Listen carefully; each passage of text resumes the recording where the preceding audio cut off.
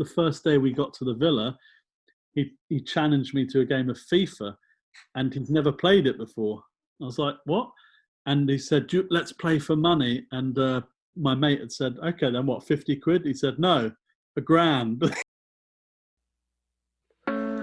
Welcome to the Lockdown Live podcast.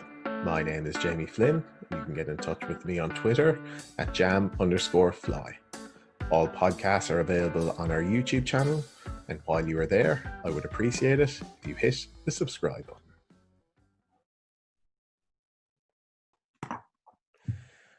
Welcome to the Lockdown Live podcast. In the history of live poker tournaments, only 13 people have won more tournaments than my guest today. He has 230 live tournament cashes and 42 tournament wins. Along the way, he's amassed over 2.6 million in career earnings. He is the 4-time Asian Poker Tour Player of the Year. Welcome to the podcast, Sam Razavi. Guten Tag, how's it going? I was enjoying that. Quite an impressive headed mob, Sam. Yeah, plenty of stats to impress people with there. Gone a bit stagnant of late, but yeah. Sam, I usually start the podcast by asking people how's lockdown treating you, but given the restrictions are kind of lifting everywhere, I'm not sure if that's valid anymore. So how's non-lockdown life treating you? Yeah, it's decent. I mean, it was. It got to a point where you started sort of enjoying not having certain responsibilities or excuses not to do certain things, but it did get to a point that it was just getting a bit too much, and the easing of lockdown has come at the right time in terms of my mental state, I think, but maybe not the right time in terms of where the world's at the moment. I don't know. We'll see what happens, see what transpires. Yeah, it is. Yeah, difficult to know, but it's interesting to see how things are progressing. So I suppose, Sam, can you tell me a bit about your early life and kind of your first introduction to gambling? Yeah, I was born on the 25th of September, 1980. No, actually, yeah. If I actually talk about my first introduction to gambling, it was actually poker, and it was when I was about 10. Not that I was introduced to it directly, but I was living in Iran for a while because my dad's Iranian, and him and his friends used to sit round and play what I now know and recognise as basically 6+ hold'em. That's what they're playing, 30 years ago, removing all the whatever it is from the deck up to them. Yes, yeah. And so we'd sort of sit around and watch these games happen, and then me and my brother would play, and we'd have a bit of money that we'd borrow just to make out that we're sort of playing for money or whatever, and then we'd play poker and rummy and alternate that for money that we gave back to our dad later. But yeah, that was when I was really obviously 10 or 11 years old. So I mean, not appropriate that I was actually considering considering gambling. But then I thought, was there any other experience with poker in Iran? I've heard people have mentioned to me there's some good games in certain parts of Iran. So did you experience any other poker there? No, I haven't. I mean, because the last time I was there was, I think I left Iran the last time when I was 10 or 11. But my dad definitely he told me some great stories about, because he came from quite a well-connected family. So when he was in the army, he'd have certain privileges. That instead of being screamed at to wake up and shave and whatnot, they'd sort of come and nudge him and say, "Are you getting up today, Reza?" or whatever. And then while everyone would go out on their drills, he'd sit with the sergeants and whatnot and take them up and playing poker. But he told me loads of stories of people losing their wives. I mean, I'm sure you can't. That's probably outdated now. I can just imagine it. The old UK IPT. I raise my wife, all in. But there are people losing like ridiculous things. But yeah, I haven't experienced any games there, but there's definitely certain places that I've seen. Egypt springs to mind. Oh, that's brilliant. We'll discuss that later, I guess. But yeah, I was sort of always sort of around because my dad liked to punt on the horses, and he had a couple of big wins throughout his life on the horses. So it's not like I don't come from a sort of background of hunters, so to speak. And then I didn't really start playing poker like as a living in fact, I didn't really play any poker from that age of 11. That was the last time I really touched the game until I was one fateful night when I was doing an acting job, because I ended up, training as an actor and blah, blah, blah. And one of the actors said, "Oh, shall we have a game of Hold'em?" And I was like, "What's Hold'em?" I said, "Oh, it's poker." I said, "Oh, I think I know poker." And then I thought it was the same as 6+. And anyway, that was that. And then I found out that you can play it online. And yeah. Yeah. What were the steps between that first fateful night, kind of playing it, and getting to the level where you were kind of comfortable playing for decent amounts of money? Or when did you start feel that the game could be something you could do seriously? After I lost about 3 or 4 grand, which isn't really too bad when you think. The thing is, I didn't really know like what to play. So what I was doing was the ultimate donkey. I was playing grinding sit and goes, like $10, $5 sit and goes, where unless you win, it's just not worth the time that you've put in. Obviously, I didn't know anything about ROI and blah blah blah. So I was just literally just playing these sit and goes on Party Poker, I think. The old Party Poker, the classic software, brilliant. I think it was, anyway, wherever it was. And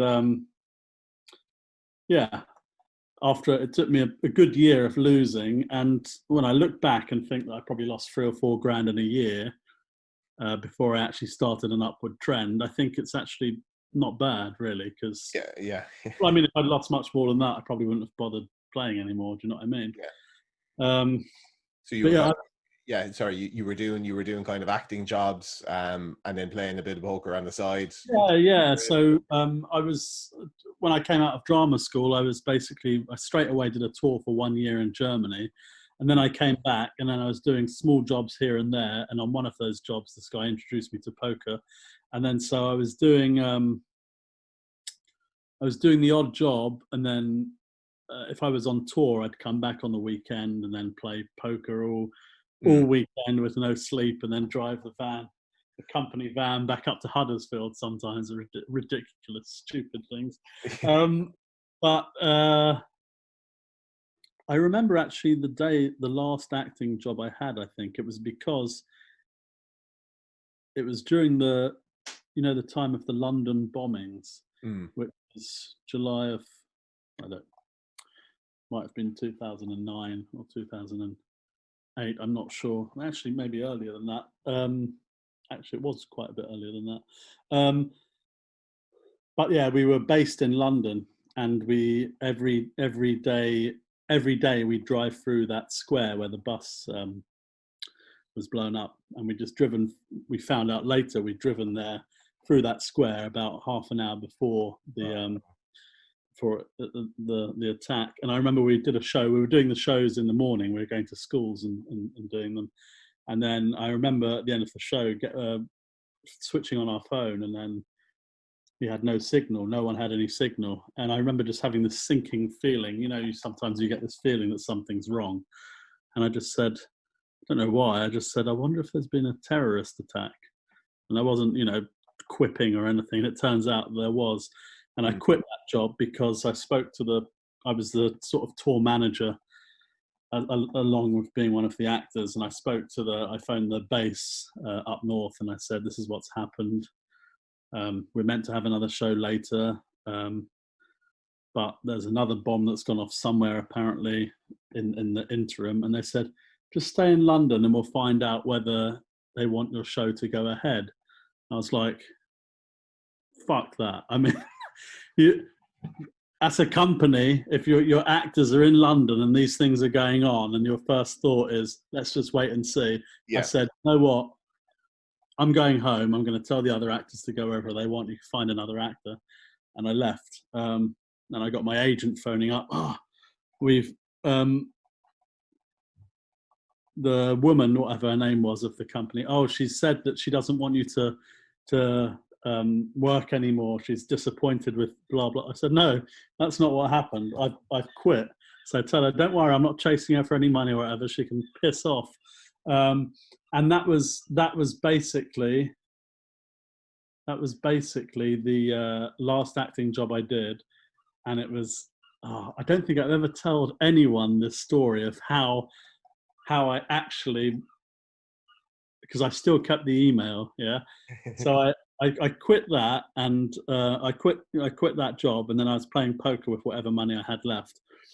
And then I remember I went on this shit run, yeah, and I dropped down to, I had like $46. I think I remember it was exactly $46 to my name, actually. Okay. I think.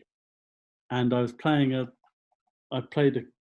cash game on Ladbrokes, and I think I got it in with Jack Queen on a Jack High board, and he had aces.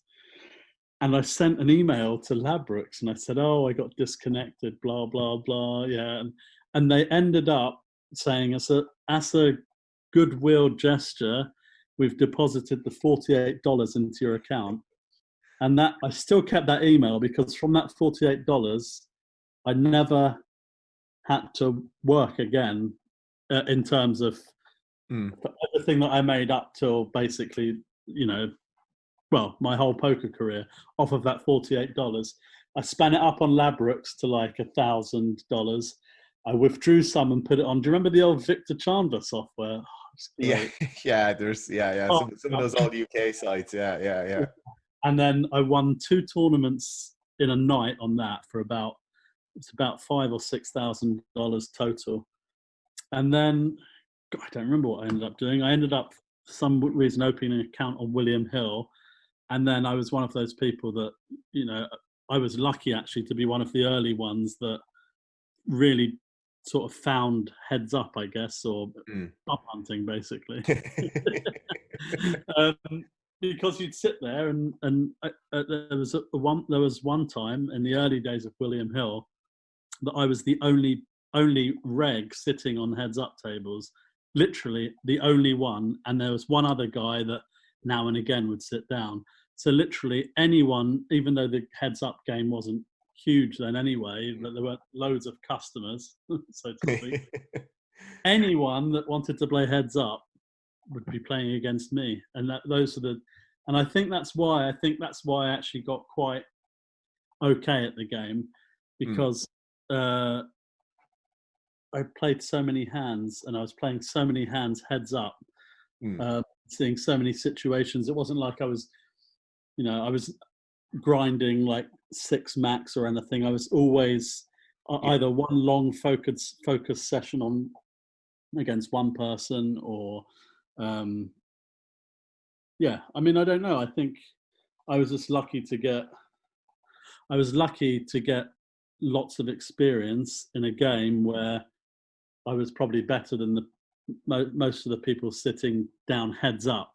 And I mean, I was probably one of the original bum hunters. I mean, it is what it is. They could call me bum hunter till the sun comes down. I'm not going to get up and go and get a 9 to 5 just because someone's upset that I'm a bum hunter. Yeah. But I was lucky that it wasn't costing me a lot of money. So it wasn't like I'd lose and then, I got to work and then build up my bankroll and blah, blah, blah. I was just came into poker, I think, at a lucky time, because I started making money, even though it was small stakes, but it always kept me alive. So I just kept getting lots of experience. So that was, the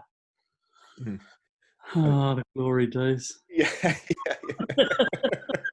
Yeah, I think that the bum hunting is like at the end of the day, that's what all poker is. I think it can get to an extreme point, and that's what kind of annoys people with the bum hunting. But playing poker against people worse than you is literally the name of the game. So I mean, it's always, I've always said, because I've seen a lot of people come and go, and a lot of them are all the people that used to slate me and say, "Oh, Sam can't play, he's a lucky fish, blah blah blah. I know EV, this that," and all these people have fallen by the wayside because they don't accept that, you know, poker at the end of the day is a game that, you know, morally I always questioned it, because I thought, okay, how do I feel about making a living taking money off people?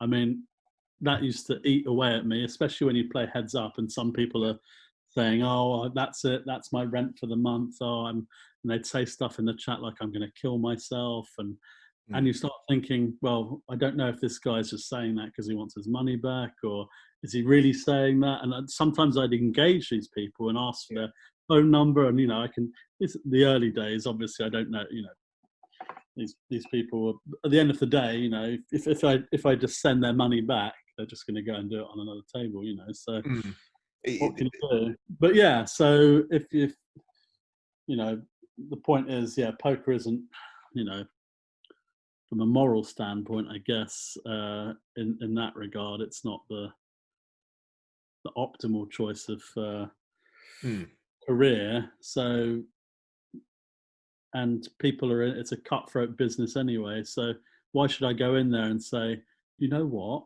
I'm going to go and choose someone that's really fucking good. I'm going to challenge myself. So if I beat him, I can say, yeah, I beat a good player. Why the fuck would I want to do that? You know? But yeah, I mean, that situation changes when you, like, I ended up moving into tournament poker. Thank God, because I was losing my mind sitting grinding at home. You know, no social life really whatsoever. Yeah. So I was really glad that I managed to make the transition to tournament poker. Because with tournament poker, live tournament poker, obviously, I mean, is what I used to do is I used to play online at home, and then for some sort of social downtime, I'd go to the local casino to play like the tenner rebuy or £5 rebuy, whatever, just to sort of blow off some steam. Do you know what I mean? Yeah. Yeah. And but what I do is I'd always run deep, and then about an hour after the break, I start getting bored. So I'm like, because in my mind I'm like, well, it's 400 quid for the winner or something. Yeah. You know, I can make that playing online, and I'd really lose interest in and I'd be like, all in. Yeah, great, let's go and play the cash games. But eventually I started enjoying the tournaments, and, you know, the feeling of running deep and getting to a final table and all that, you know, all about that anyway. And so yeah, it was much more enjoyable. It came at the right time, I think. I probably would have quit poker otherwise, because it was just But yeah, when was the conscious decision to kind of move into that live tournament scene, as opposed to were you mixing? I assume you were doing a lot of mixing at the start, with kind of playing a bit online and a bit live. Yeah, I was just really playing online mainly, and then now and again, you know, going to play a UK IPT or whatever, you know, these tournaments were at the time. The GUKPT was one of them.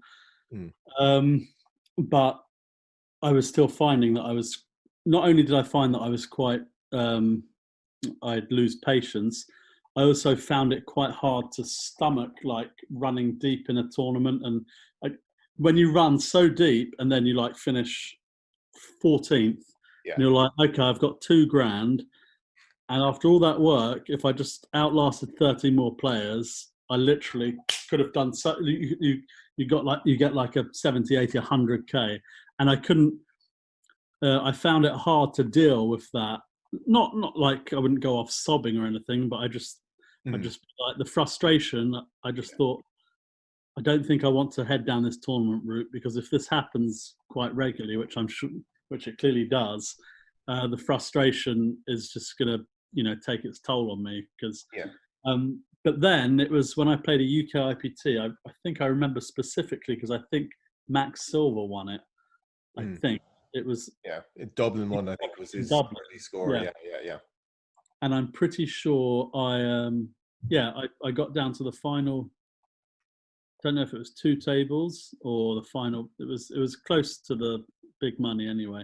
I think it was the final 2 tables, and then I busted. And I remember standing up and walking away and being like, that didn't even affect me. So it was then that I thought, okay, I can actually, start trying to pursue this. Yeah. And then I don't know how I ended up chasing the UK IPT, because I ended up then, I ended up going to Melbourne first. So I'm trying to piece it together. So January 2011 was when you went to the Aussie Millions in Melbourne. Yeah, so I think that was So I did what I decided then after that UK IPT that I was like, I definitely want to try and play more tournaments, because I don't mind. It's not tilting me that I've ran deep and whatnot. But I also had this other life of, by now I was spending a lot of time with a friend called Ben, and we would both play online, heads up, and we were back and forth between Thailand and the UK because it's just perfect. Yeah.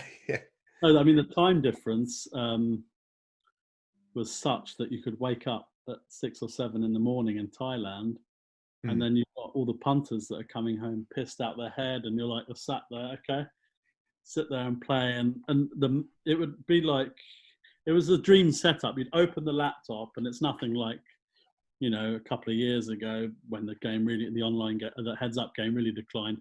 You'd open it up, load tables, bam, people would sit down, they'd be like, there, take this money. You'd close the laptop, and then you'd enjoy your day at the beach or whatever. So I still wasn't pursuing tournament poker, but I was taking any opportunity that I could get. And then it was Jamie Burland who actually messaged and said, oh, you should check out Blackbelt. They're doing this promo that if you called the grading. I don't know if you. I remember it was the whole you progress up the belt. You win that, you get you'd win a package to. They were giving away 2 packages to the Aussie Millions, which was flights, hotel, 2 1K entries and a 10K main event entry to the Aussie Millions. And I was like, I thought in my mind, I was like, I've got a great chance of winning this for sure, because from a business point of view, at the time, I was the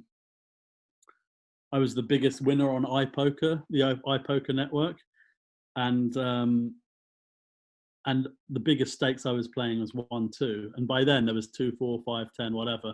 But every month I was the biggest winner on the iPoker network. I don't know what was it just find out.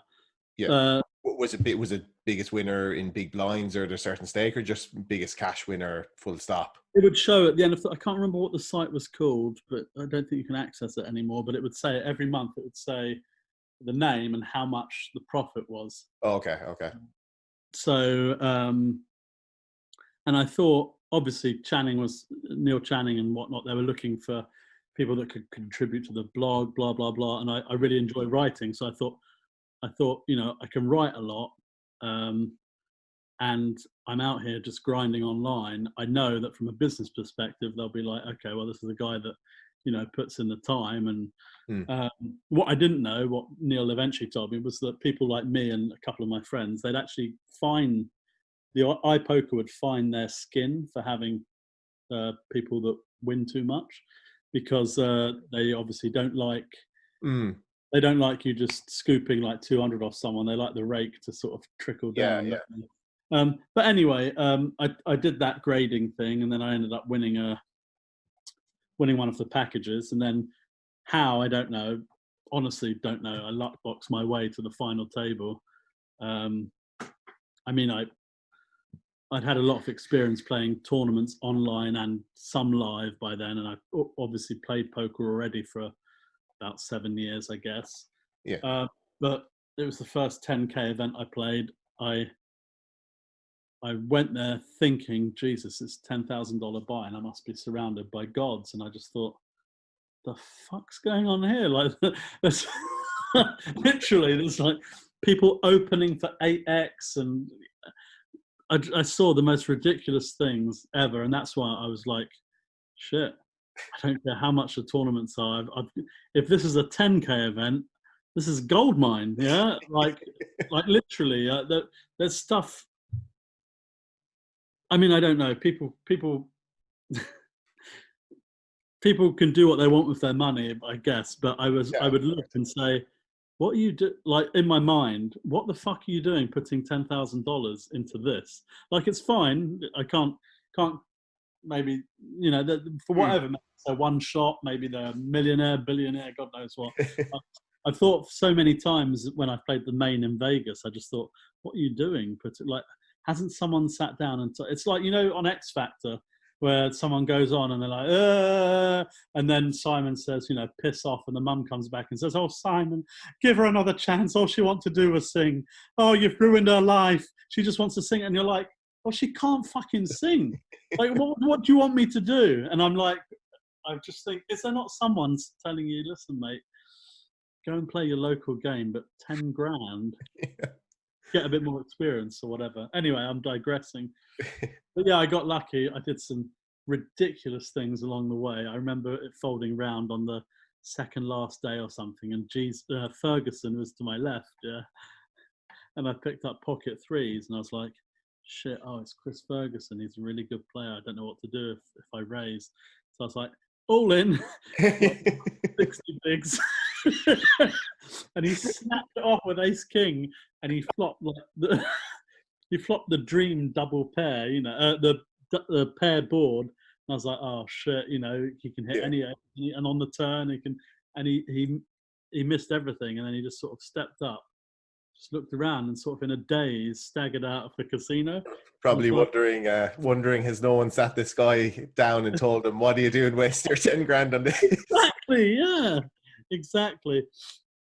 But yeah, there are a few crazy moments there when I genuinely didn't know, like situations I really didn't know what to do, and I was just like, what do I do in this? Just punt it in, or whatever. And but I managed to obviously make that deep run, and then after that, it was that sort of black belt sponsorship, and I started playing quite a few more of the live tournaments in the UK and the World Series. I'd been to Vegas quite a few times, but we'd always gone during the World Series, but I would never play the tournaments. I always went for the cash games. And I was like, thinking back now, I'm like, damn, I wish I'd gone and played, like grinded those tournaments. Like what? I was like, no, I'm not playing the World Series of Poker. They must be, they're great players, or blah blah blah. And I'm not really a tournament player. So my friend would go and punt the odd 1K event, but we'd really go there for the cash games. It was more to the cash games than the partying, because you play cash games, then you're not bound to anything. You don't have to wake up the next day for a certain time. You just play whenever you want or whatnot. But yeah, I ended up playing tournaments, and then quite quickly had a few results, I think in 2012, which again I just put down to being quite fortunate, really, that to have a run like that. And I think it was from 2011 to the end of 2012, to have run so deep in quite a few tournaments within a couple of months of each other. It really helped my tournament game, because I've never really done any sort of studying or anything like that. So what I would do is I'd make sure, if I saw a situation that I felt like something that I busted out, and I felt I did something wrong, I'd note it, and then a couple of months down the line, I'd be running deep in another tournament, and the same situation would come up. And then I'd make sure that I was adjusting my play all the time.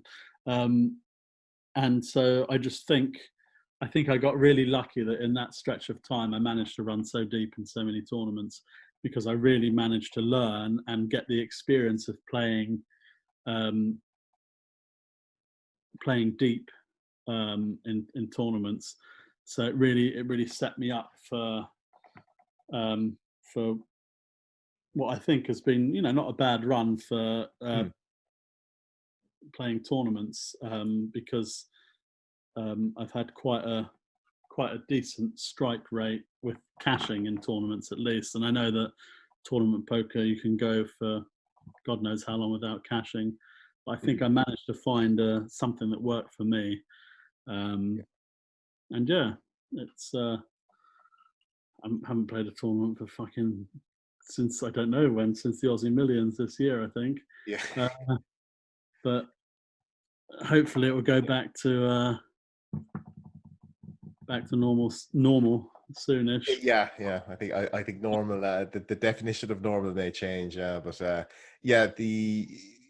Was there a conscious decision for you to start kind of grinding the tournament scene hard in Asia? Like following the Aussie Millions score. Was it still very much just kind of like, how far ahead were you planning? Were you thinking, I'm going to play this tournament series, then go here, then go here? What happened, because I went to play a couple of tournaments in Europe, and I really sort of fancied the EPT to try and grind those out. And then I just, having spent some time in Asia and playing a couple of tournaments there, when I then went back, and Australia as well, to be fair, like the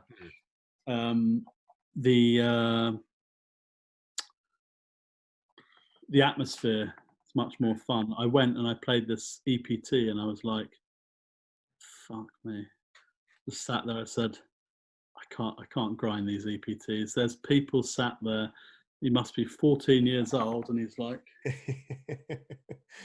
doesn't want to talk. If there's being conscious of giving away information, and there's just being an arrogant cunt. And excuse the French, like, and to feel that if someone asks you a question, you don't want to answer because you're afraid of. I mean, to me, it's nonsense, really. I mean, if you do it to yourself, I guess, if you're conscious that you're going to give something away, you're probably going to give it away. I've not had that much of a hard time over the years in tournaments. I would never know if I've given away information, but I've run deep enough to know that I can talk comfortably at a table and not give. Yeah. Anyway, I digress again. I was just like, I can't do this in Europe. I can't do it on these EPTs. It's not even the final table. It's the opening table, and no one wants to talk. Yeah, I think people need to. Again, there's a line with that stuff where, Joe, I fully respect, people are gambling their money. They're entitled to be conscious of their EV and their equity, but they're also entering into, a social situation. There's also, other norms that people should follow. And exactly. Yeah. I did think, I had a big think about it, because again, I start thinking, okay, well, these people are putting a lot of money on the line, so maybe I have to respect that. But then at the end of the day, I'm sorry to say it, if you can afford to put 5,000 euros on the line to play a tournament, you can't be in that bad a shape to be able to talk, to be able to discuss or whatever. And if you're there punting your last 5k, then you shouldn't be there in the first place. So there, okay. But so yeah, I went back out and I was still grinding in Asia and blah blah blah. And then basically what happened is, while I was in Thailand at the time with my brother, we were training Muay Thai for quite a few months, and it was actually going quite well. Obviously, it's sort of my Muay Thai days are well behind me now, but I was looking for tournaments in and around Asia, and that's when I noticed this Asian poker tour. There was something going on in Cebu, which is in the Philippines.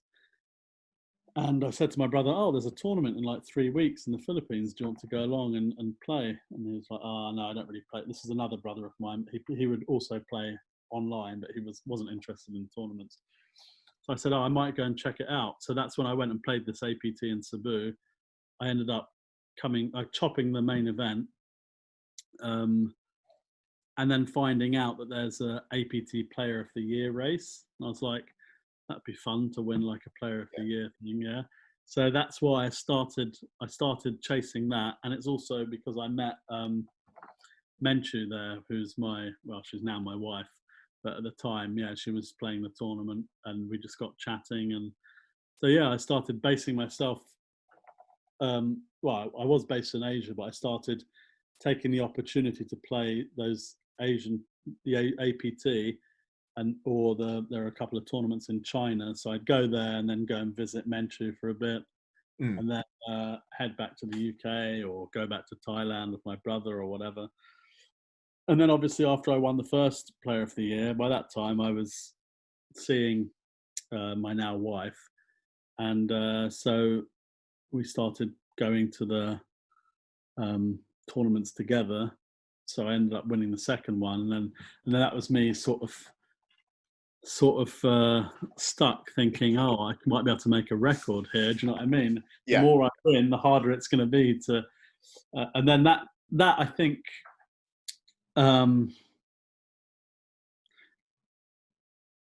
It was fun to win. I think I won 4 in a row of the Player of the Years. I if I'd let it go earlier, I think I could have. I gave up a lot of opportunities to play big tournaments elsewhere, which could have been more profitable and whatnot. So by the time the 5th one came round, I sort of gave up, and I was like, if I'd known that they were going to stop the Player of the Year race after the 5th APT of the year, I would have gone for it, because I missed 3 stops on the tour towards the end of it, because I was like, I don't want a reason to have to come back again next year. But I only lost the race by the average number of points that I usually make in one stop. So I think if I'd gone to those 3 stops, I would have won it again. And I had a 5 or 10k side bet with someone as well. So it's just pure stupidity that I didn't bother going, because I just gave up the 5. It was either 5 or 10k, I can't remember. And I ended up paying out that. And but that's why I ended up in playing the tournament circuit in Asia, really. And it was much more friendly and enjoyable. It's got a bit serious these days. Some of the players that you'd least expect, like the Vietnamese, they're very friendly, but some of the Vietnamese players take it very seriously, and the Singaporeans as well. But there's still a lot of fun to be had. Koreans as well. But the Koreans especially were great gamblers, but there's a few Koreans that take the game really seriously as well. And I start thinking, oh no, don't tell me Asia's going to go down that route as well. But it's great. I mean, it's just great to play poker in Asia tournaments, because you go to Vietnam and it's these luxury hotels that they put them up in, and the weather's amazing. Go play a few tournaments, eat some great food, and then the glory days, as we say. Was the tour, was the poker community in Asia, is it kind of similar to Europe? Do you see a lot of the same players and same? So what happened? So when I was first playing there were mainly the main sort of groups were Koreans. They were quite heavily involved. The Koreans, there was Singapore, and Chinese as well. And then when I first was playing the APT, I remember the Japanese players started coming over, and it started with 7 or 8, 9 Japanese per stop. And now, there's just a massive community of Japanese players, and they're just great, because have you ever been to Japan? I was there last year for the first time. Yeah, and when you go there and you just think, fucking what the fuck happened everywhere else in the world, like because they've got they've got vending machines with beers and cigarettes that they just leave outside. You're like, that wouldn't last in the daytime in the UK, let alone outside at night. Taxi drivers, they're all wearing suits, and anyway, the point was that they're great to play against, because I don't think I've ever had any bad experience with a Japanese player that has either got angry or they're very polite. They win with grace, they lose with grace, and it's really nice to see the Japanese community, the Japanese contingent really grow. So it went from like 8 players to sometimes they're coming over with 200 players or whatever playing these APTs, and it was great. And you'd see a lot of familiar faces, a lot of familiar recreationals, a lot of familiar pros, and you get to know, same sort of thing. The longer you're there, you get to know your opponents, and that would help towards it would help, because there are often times that I go to either Cambodia or wherever, and I'd be at every stop, and some people would not make all the stops. But I got to the point where I think I had an advantage of knowing a great number of people that were playing. So, and I have quite a good memory when it comes to cards anyway. So I'd seem to always remember something about these players that I'd sit around with. So yeah, I mean, they were great times. Yeah, India as well. Oh God, India was brilliant. Yeah. Any particular of all the different places or venues in Asia, anywhere in particular stand out for you? I mean, they did an AP. I think it was the first APT in Vietnam. They did it on, I think it's called the Ho Tram Strip, but I can't remember the actual name of the hotel. But it was this massive hotel and golf course. It was just ridiculous, like ridiculous. Yeah, this 5-star, the restaurants and stuff. It was like crazy. Just this crazy venue. And I think they only did it there once, and then the management changed. And sometimes the management in Asia, when they change, they have these crazy ideas. They're like, no, we don't want them here anymore, for whatever reason. But that, Vietnam, and actually any stop in Vietnam is great. Any excuse to get to Vietnam, because the food is amazing. The coffee's also amazing, Vietnamese coffee. So anywhere in Vietnam, and Chinookville in Cambodia was a really nice stop, but it was ridiculous to get to if you were coming in from basically the Chinookville. They have an airport, but they only have one incoming flight a week or something. Yeah, so you have to fly into Phnom Penh, and then it's maybe a 3-hour drive. And I don't know if you've spent much time in Asia apart from Japan, like on the roads. I was in, I played in Naga World in Cambodia. Oh, well, there you go. Okay. Yeah. So the taxis are like 3-hour drive. 3-hour drive, and they just I mean, it got to a point that I eventually said, I'm not gonna go there again unless I can get a flight, because it's literally. I left there once, and there were 3 massive tankers just on their side. I was like, if I'd left an hour earlier or something, I could easily have been overtaking these and just been flattened and got to play $100 fucking side event in Cambodia. Anyway, yeah, Cambodia, anywhere in the Philippines is always, because that's where my wife's from, and it always brings back, it was like playing on home turf, I guess. When I was in the Philippines, you always have the support of the locals, and they were great. But India as well, India's brilliant. Yeah, the annoying thing was they have this habit of starting their tournaments. So you go to Goa, and you have to play on the boats because it's offshore. They have this habit of starting the tournaments at like 7 o'clock, 8 o'clock at night. Then you go and play till 6 o'clock in the morning, and then go home. then sleep, and then come back.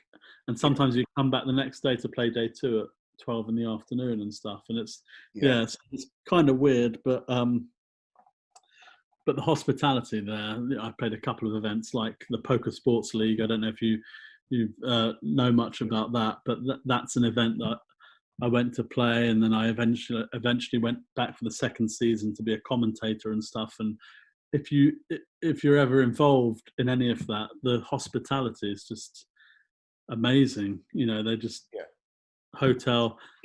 You don't even have to, they pay for everything. They're always checking to see that you've got a taxi to take you to the jetty to go over to the boat, and then they have a buffet every day, and the Indians are just, so friendly as well. It's just such a, I would have liked to have, I was meant to actually do, I did a commentating gig with one of the online poker sites that were doing a live tournament there at the beginning of the year or the end of last year, I can't remember. And then they wanted to do a year contract to do a few 3 or 4 gigs. Yeah. Then I couldn't make the first one. That's it. It was last year. I couldn't make the first one because it would clash with the Aussie Millions. And then obviously straight after the Aussie Millions, sort of things started. Well, not straight after, but pretty much as coronavirus set in. So yeah, I would have enjoyed having a few trips to India this year. Although the driving's sort of the same as in Cambodia. You just have to hope you get to your hotel alive and hope you get to the airport alive. Yeah. And everything else in between is great. Yeah. Yeah. Were you based in the Philippines for a lot of this? Were you living there, or was it just a lot of travel everywhere? Yeah, no. So I was. So I played that APT in Cebu in 2012, and then it was by 2013 that I was started sort of quite serious with Menchu, and then that's when I started basically being based in the Philippines, but still I was still traveling a lot to play poker. And then I think it was by the end of 2013, it was more geared towards, I was traveling less internationally, and mainly, especially the APT would really ramp their schedule up, so they did like 10 or 12 stops in a year. So there wasn't really much time for anything else. So I was I pretty much lived there from 2013 up until the end of 2018, when we decided to sort of move to come over to the UK. Yeah. How did you ever feel burnt out with all the travel and because going from tournament stop to tournament stop? It must be. How did you just manage the lifestyle of that? When it snows, it snows. But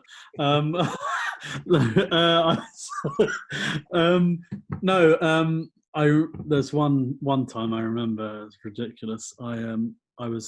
It was actually the end of 2012, and I was chasing that Player of the Year, and it come down between me and this guy called Martin Nilsson, and the race was quite close. I think I was ahead, but not by enough that I could comfortably miss the stop.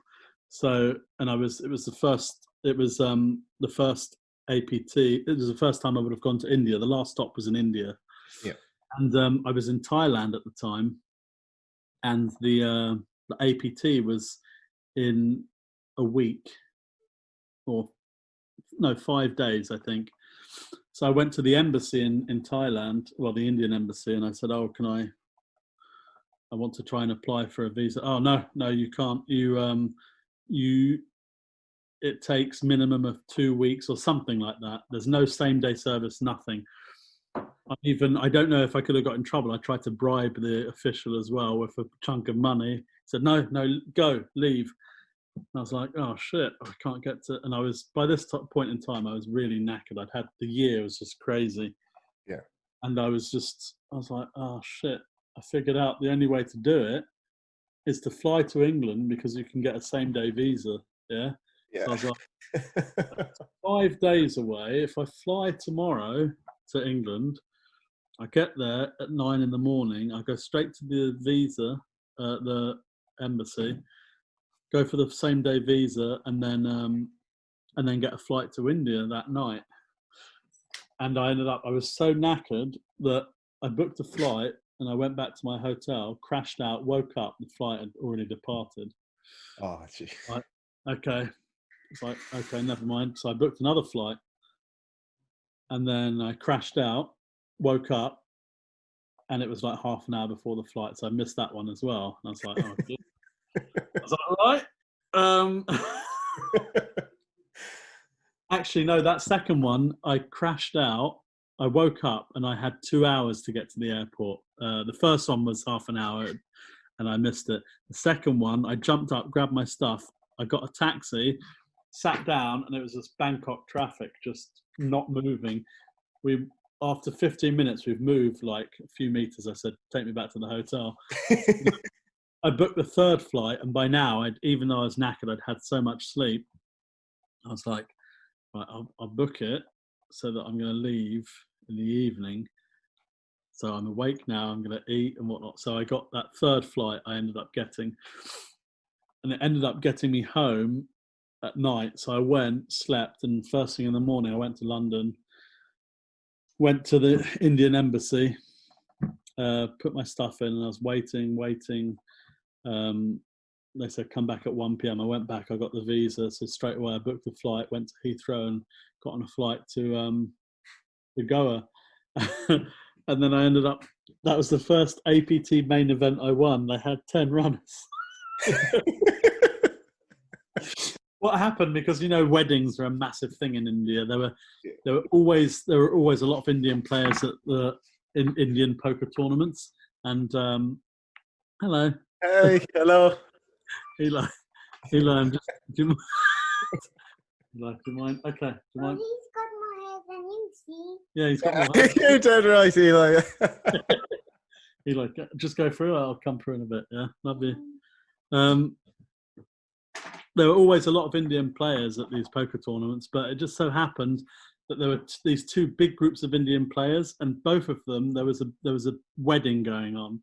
So pretty much all the poker players were away at these weddings. So every day I went, and all the side events were getting we were waiting for players. So they were starting 2 hours late, and each side event was like 2 tables or 1 table. And then there was the main event, drew 10 runners.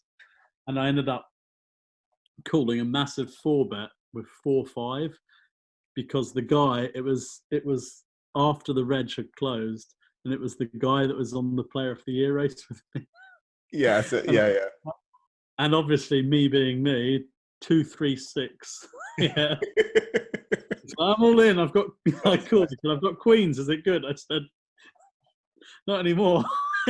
And then that was the point that I knew I'd locked up the Player of the Year race.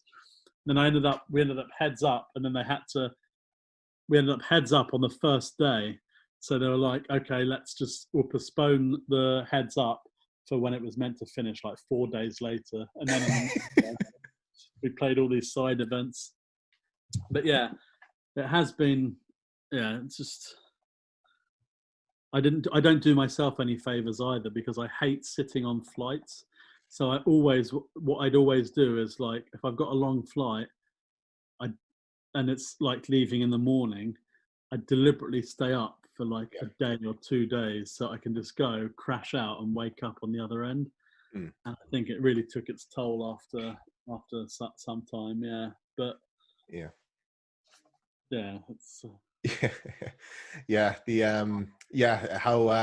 how professional is your approach regarding kind of managing expenses and play when you go to these tournaments? I assume it's playing tournaments non-stop. Are you doing much drinking or partying or that kind of stuff? Not really, no. There was a time when I did, for sure, and it's bring back some memories that I think we can only talk about off the Zoom. But yeah, there was some times, especially during the UK IPT days and all that Jaeger bomb nonsense and stuff. There were times when it would just be, because it was all a great laugh, wasn't it? Because we were only 20, whatever it was, I don't know. So yeah, there was, but in more recent years, it's not because I don't really want to. It's because I just wake up with these nasty headaches. Like I used to be able to drink, especially if I drank champagne back in the day, I'd wake up the next day, happiest Larry, like nothing had happened. But then like these days I have 2 beers and the next day I'm like, oh God, I need to remember to have probably like 2 gallons of water for every beer or something. So I wake up and I can't handle the hangover, or I just get really, in a foul mood or whatever. So yeah. But if I ever get a result, I'll if I don't have if I'm not there with a friend, I'll go and get a couple of bottles and get, Yeah. just treat myself to just yeah. But now these days, no, it's just you don't have time for it really, especially like touch wood. I've been lucky, especially in Vegas. I was talking about this with my brother. I said, I'm fortunate enough to, I don't know why, but I seem to have found sort of a formula for Vegas that unless I get really unlucky, I usually run deep, like at least like make the day 2 or whatever. So I was never really finding time sometimes to even do whatever. So me and my brother would so many times end up in that Thai restaurant across the road from the Rio at like 2 or 3 in the morning or whatever, and just use that opportunity to have a beer and have something to eat or whatever. And yeah, and I was so focused on, especially when I was playing the APT, it wasn't just the player of the year. I was so focused on winning trophies. I don't know why. Yeah, I had to play everything. So even playing these stupid turbo, even after playing a tournament all day and busting, I'd go and jump into this like turbo, which is like 60 quid or whatever. Yeah. Just try and get that extra cash on the Hendon mob, or try and win a tournament or whatever. And also because I also see it as it's my business, But if I let the opportunity go, it could have been the difference between a break-even trip or whatever. And I don't like coming to the end of trips and looking at the books and saying I've actually wasted my time here. Do you know what I mean? Yeah. I think I think it's important to for your own sake. It said you feel better when you take it. If you're taking it seriously, you might as well take it seriously. And exactly. do you find something like the APT Player of the Year?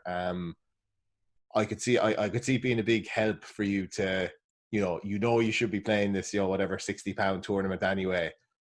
But sometimes when there's not an external motivation, you're like, no, 1,000,000%. Like I always work well with motivations like that, and I'm like it really drives me. I remember, oh God, I remember when we were playing in Thailand. There was a guy that had this huge ego, but he basically, me and my friend used to get these villas in Thailand, and I got a directing job, which I really wanted to take, even though I was playing poker. So I went and did that. And in the meantime, he wanted someone to split the cost of this villa with him. So we got this guy to come out that he knew. He was a dealer at one of the poker rooms in London, but he was doing quite well playing heads up. So he came over with a bankroll of about 30k, and he was really young, younger than us at the time. He was like throwing his weight around, oh, I'm better at this, I'm better at that. And on the day I arrived, I came up and I said, oh, Ben, I was thinking of enrolling in the gym. I've seen a gym down there. And this guy piped up. It's the first time I've met him. He said, I bet I could do more hours in the gym than you. I was like, I said, okay. He said, let's have a wager. I said, sure. And I said, what, 500 quid? He said, £1,000. I said, okay, £1,000, whoever spends the most hours in the gym. Okay. And my other friend was the sort of the escrow, so to speak. We'd sent 1,000 to his iPoker account. And this guy just never made an effort with these things. Like on the last day, it was like a month or whatever. On the last day, he needed to spend 24 hours in the gym to win. He just couldn't be bothered. And like it was a strange thing. Like he just throw out all these things. My mate came around and he said, yeah, it's weird. The first day we got to the villa, he challenged me to a game of FIFA and he'd never played it before. I was like, what? And he said, let's play for money. And my mate had said, okay, then what, 50 quid? He said, no, £1,000. That's his number, yeah? And then my mate was like, are you sure? You've never played? I sit here. He sits there playing FIFA all day when he's not playing poker. And he says, £1,000. So he said he's already done £1,000 to me on FIFA. So he did £1,000 to me at the gym. And then after I'm still I was not fit at the beginning of the gym and not fit after, but at least I'd been in the gym for a month and he hadn't. He said, okay, 5 kilometers a race on the treadmill, 500 quid. It's like, okay. I mean, he was probably in better shape than me, but I know I'd been in the gym, and I was like, I'll win this easily. And then Ben said, I want some side action. Okay, another 500 against. So then I went and we had these, through the time that he was there, it was the most ridiculous wagers that he'd come out with. There's one. Yeah, but just an ego thing with him. Yeah, it was, and I don't know why. Why did we get onto this anyway? There was something about. Yeah, we were saying just the external motivation. Okay. So that's that sort of thing. That was. I was talking about the gym, for example. That really, because I was like, if I'm going to go to the gym and make £1,000, I'm going to be there every day, and I was. Yeah. So something like that, just that Player of the Year thing. That was enough to make me focus on. And I think that's why I do okay at the World Series, because I feel like the one thing that I want to achieve before I can put this poker shit to bed is a bracelet, but it has to be a bracelet in Vegas. It can't be World Series Europe or fucking World Series of HUD online or whatever. The GG poker. Vegas. And I think I take it so seriously that I just, until that day comes, I've said to my friends and my brother, and I was like, I work so hard for the day that I can win that bracelet, and then every year just spend it in the sit and go pit the whole month and not have to worry about, those sit and goes that are just, that's the real money maker. Just to sit there, not have to worry about, okay, go for your dinner break and fucking come back in 75 minutes. Okay, you finished at 4 a.m., come back at 11 because we've registered too many people. Yeah. Do you think, so for you, it's very much, you're not gonna, your poker career can't finish until, you won't think you'll have had a successful poker career until you have the bracelet.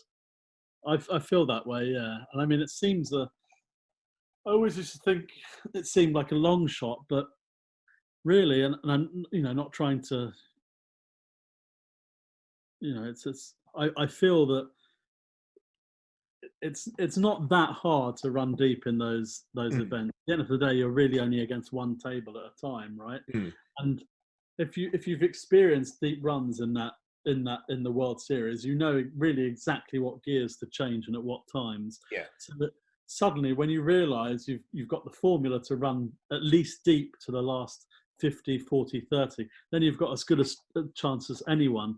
And the thing I love about it is that it's really one of the only places in the world where you can get down to like a final table and you're playing for $1 million or 500K, and there are some people that have never been on a final table ever, which is nothing against them. But that, okay, my experience it's going to count for, I mean, I still haven't won a bracelet, but still haven't got over the line. But that's what I think is why there's so much value in Vegas, because when you are in those final tables, it's not like, oh, we've got the usual suspects here, the usual, poker gods. You've really got such a great chance at realizing some good money. I mean, it's all about money at the end of the day. Don't get me wrong. I'm after the bracelet, but the money is always, always number one. But yeah, I really can't shut a lid on this game until. I mean, I don't think I ever would. I mean, that's a great thing about the game. Yeah. Yeah, I mean, unless it got to the point where I realise I'm well beyond my time and I can't win a dime, then obviously I just stop playing. But I just don't think something like the Aussie Millions and the World Series of Poker just can't be missed, really, in terms of value. If you know anything about the game. Yeah. I've felt similar. I think the whatever you do in life or wherever you go, fitting in a few weeks for the World Series in the summer or something that I'll always want to do. And I said, the game is still the game, and we still enjoy the game, so it's still definitely a big thing. Yeah. Do you still play a lot of tournaments yourself now? Or more cash now. Yeah, less tournaments, but similar to what you were kind of saying earlier about the that pain of finishing 14th in a live tournament. I very much just approach tournaments as a kind of a fun plus EV kind of thing, where I really enjoy playing them and I really like playing them, but I don't want my year to I don't want it to be make or break based on kind of tournaments, because it's I do find it is just, especially live, if you're I say getting down to two tables of a big tournament and coming up short is tough. So if you could just take a more whatever happens, it's a bonus kind of approach to it. That's mentally I find that easier. Yeah, for sure. Yeah, that's a good way of looking at it. Yeah. I wish I'd taken some more risks, to be honest, though, in terms of the cash games, because there was a time I had this fear of going broke, and that's the one thing I always tap myself on the back about, is that I've had ups and downs. I've had points where I've needed to borrow money, but I've never been at a point where I haven't had an asset to back it up. So since I decided to turn professional, I haven't really ever gone broke once. I've had come into situations where I've needed money, but I've had money tied up elsewhere. But I do wonder what might have happened if in the mansion poker days. Oh God, I don't know what. I opened up Mansion Poker one day and deposited $500, and then by the end of 2 weeks, I had 75 grand in there. Yeah.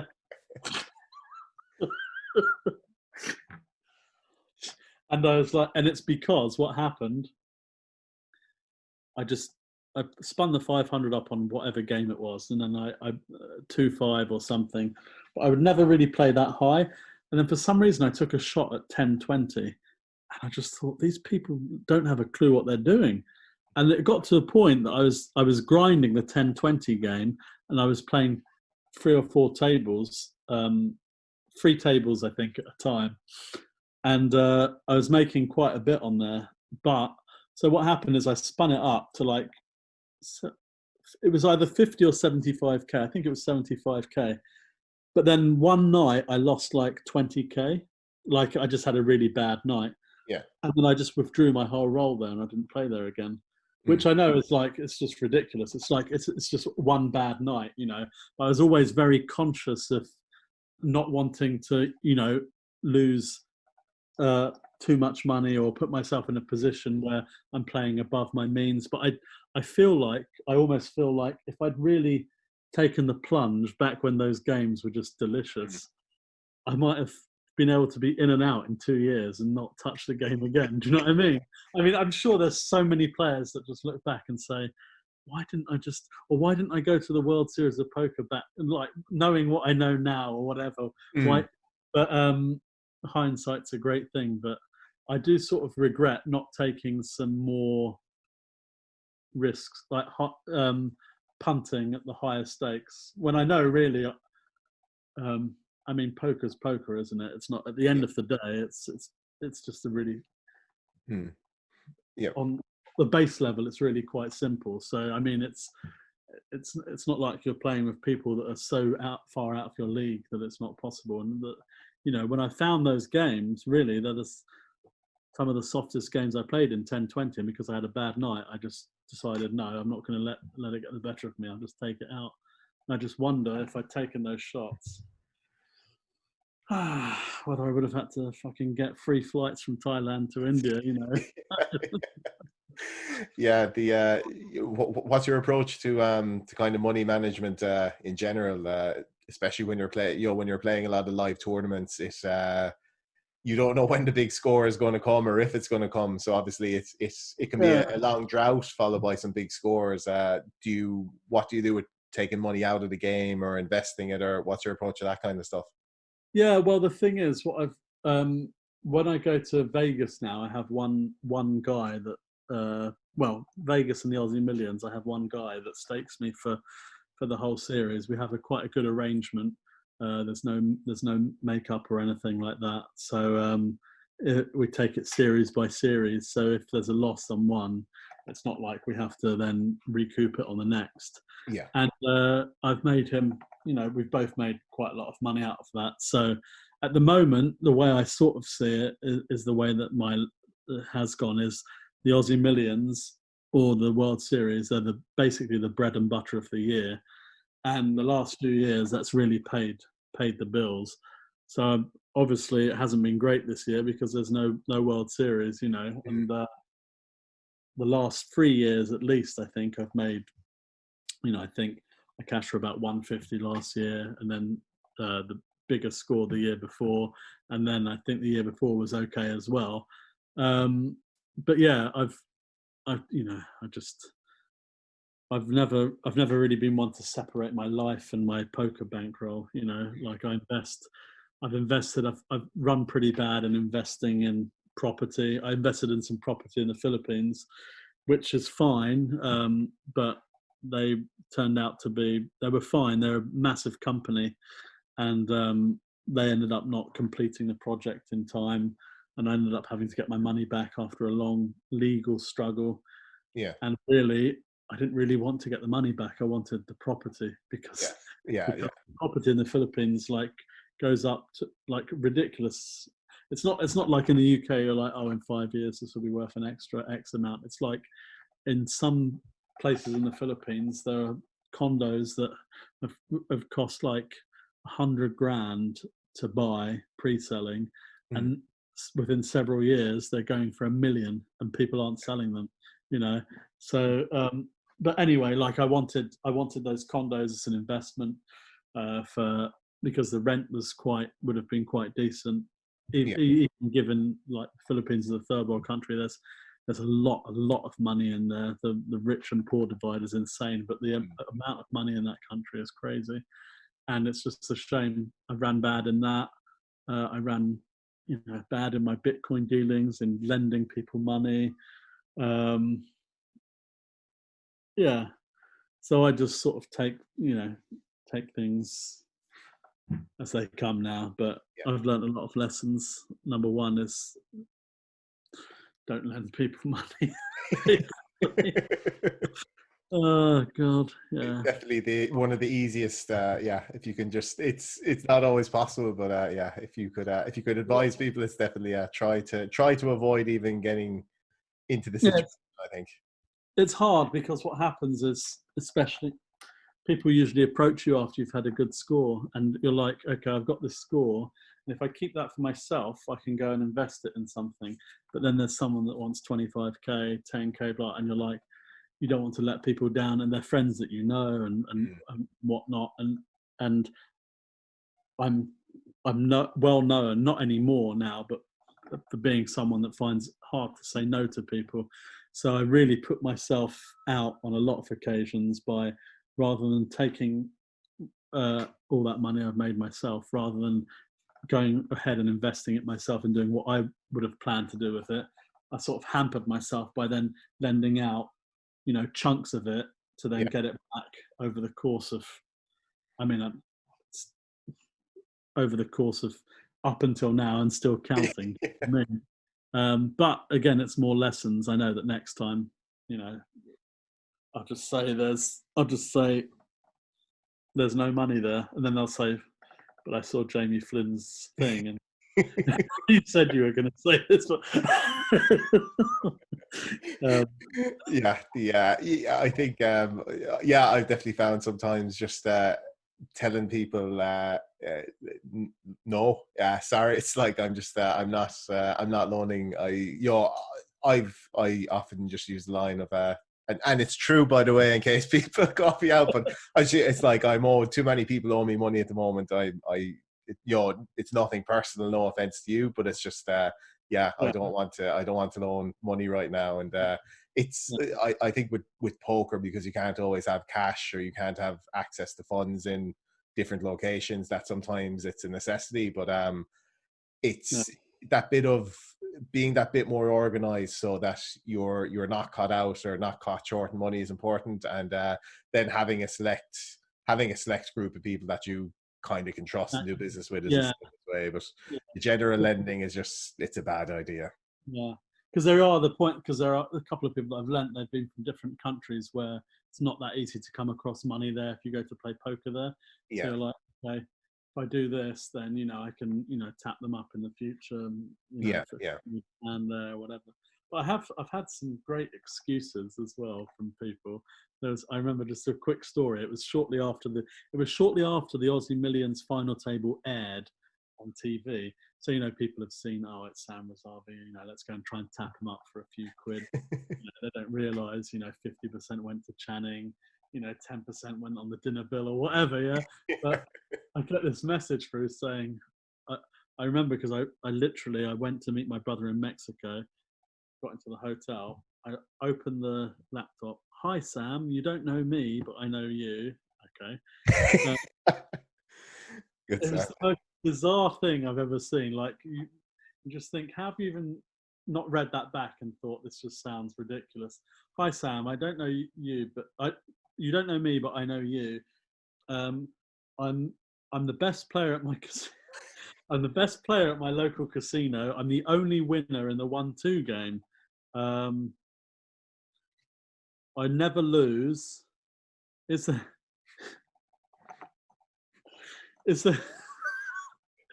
there any way you can stake me in the $10 PKR Open tonight? And I was like, hang on a second, something's not adding up here. You never lose. You're the best player in the casino, but you want to play a $10 tournament online on PKR. And you just think, what? Yeah. Did you stake him? No.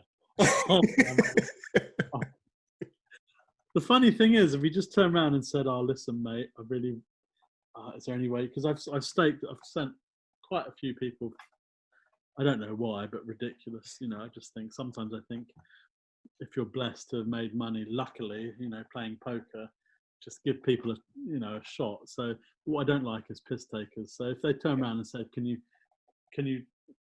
chuck me a tenner on PKR to play this tournament, I'd be like, yeah, go on, whatever. But then to give the story and then be like, if I send him that money, he's going to turn around and say, this guy's a fucking idiot. Yeah.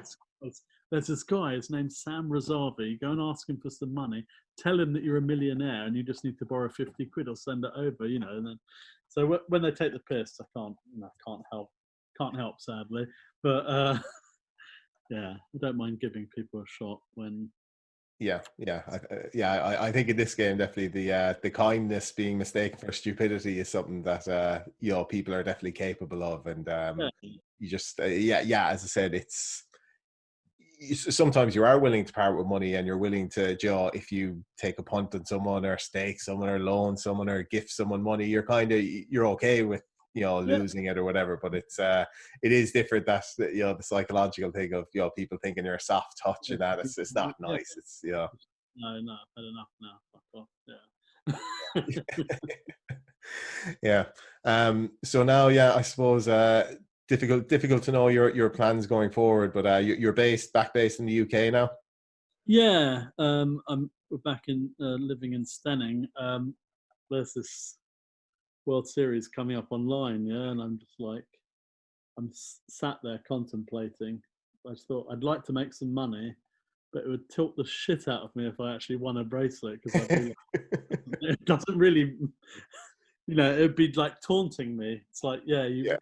Not that I don't think, online's a different game these days anyway, so it would be very hard at the best of times for me to actually close out a tournament. But it looks like, I'm clinging on to the hope that in December or something they do this like 3 or 4 week live World Series of Poker thing, but highly unlikely. So yeah, at the moment, actually what I've started doing just to let the sanity, for sanity purposes, I've been me and my brother set up this Sunday roast delivery thing. So we deliver Sunday roasts on a Sunday. My brothers have got a restaurant, and we sort of use the facilities on a Sunday to do Sunday roast delivery, just for something to do, so that you don't feel like you're just bumming around doing nothing. But yeah, just waiting to see it's going to be a killer. Have you seen how these tables? I thought it was a joke to begin with the glass and. I mean, I don't know. Even if it was the World Series, I don't know if I could. Yeah, it's really just the thought of I'm going to a casino because I'm so desperate to play poker that I'm going to sit in front of this big glass box and pass my cards. I don't think I could. Yeah. I don't think I could do it. Q 2 months down the line, the World Series of Poker's been announced. I'll be there in my hazmat suit, and I just hope that it's sort of things go back to, because I was thinking, I mean, not that it would be a bad thing, if this social distancing becomes the norm, all tournaments are probably going to be 6 max, aren't they? yeah. Which is actually not bad, I suppose, but reg fees going up. I think it'll be the asterisk beside all this is the other thing. So there's it's difficult to know. I think 6 max is definitely 6 max. I think could definitely be a big thing. I think shootout tournaments could get bigger as well, because you're less interaction and. Yeah, no, definitely, yeah. I do like a good shootout tournament. It's a shame they only do like 2 or 3 at the World Series. I suppose, they like to. Yeah, too many dealers they need, I guess. Yeah, that'd be fun. Yeah, it'd be good. I wish they'd do. I wish they'd do a couple of heads-up tournaments, and not just this one 10K event at the World Series. But again, it's down to the dealers, isn't it? I suppose. Yes, it definitely could be something that picks up as do you know what I mean, with the COVID and all that. That could appeal to a lot more. Or they'd have more of the justification for running a tournament like that. So we definitely see something like that picking up. Yeah, that'd be. Thanks a million for joining me today, Sam. Hope you enjoyed it, and thanks for sharing some of the stories. A pleasure. Yeah, take care. Until next time. Yeah, absolutely. Thank you to everyone for joining us as well. You can subscribe to the YouTube channel if you're enjoying the content, and the podcast is now also available on iTunes and Spotify. Thank you very much, Sam. Enjoy the rest of. I usually say enjoy the rest of lockdown, but enjoy the rest of your life now. I think the non-lockdown life podcast. Cheers, mate. Yeah, take care. Yeah.